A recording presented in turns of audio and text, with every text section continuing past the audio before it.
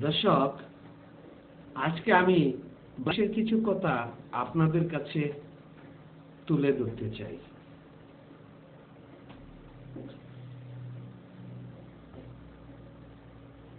বাংলাদেশের মধ্যে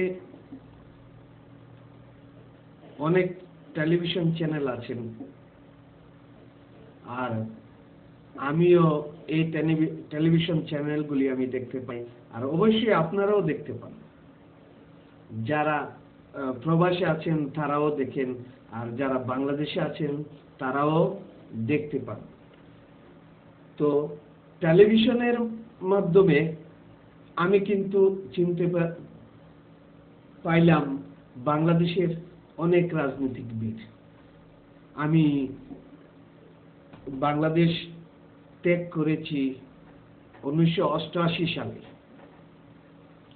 আর যখন 88 সালে আমি বাংলাদেশ ত্যাগ করে প্রবাসে আমার জীবন চালিয়ে যাচ্ছি, আমার কর্মজীবন চালিয়ে যাচ্ছি, আমার পড়াশোনা চালিয়ে যাচ্ছি, আর আজকে আমার একটা কর্মসংস্থার মধ্যে আমি কর্মজীবন করে যাচ্ছি।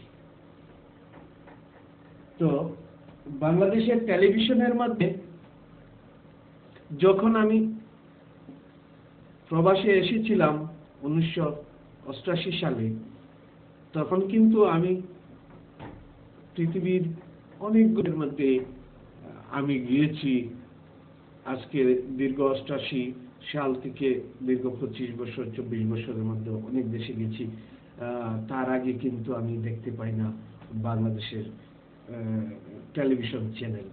আর এই টেলিভিশন চ্যানেল যখন এসেছেন তখন থেকে আমি বাংলাদেশের রাজনীতিবিদ যারা আছেন তাদেরকে চিনেছি, আর তাদেরকে দেখেছি, আর তাদের নামও জেনেছি, আর তাদেরকে সর্বক্ষণ এই টেলিভিশনের মাধ্যমে দেখতে পাচ্ছি যে তারা বলতেছেন যে বাংলাদেশ উন্নয়ন করতে, বাংলাদেশকে উন্নত করতে তারা অনেক পরিশ্রম করে যাচ্ছেন।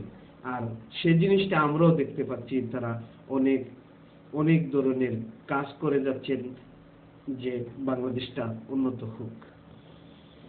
আর 1969 সালে থেকে বাংলাদেশ এবং পাকিস্তান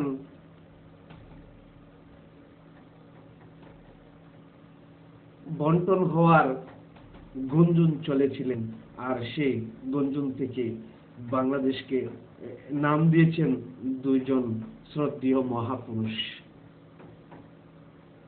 আর আজকে এই দুইজন মহাপুরুষের তাদের পরিশ্রমিকই ফল আজকে রাজনীতি বয়ে চলেছেন এই বাংলাদেশের মধ্যে।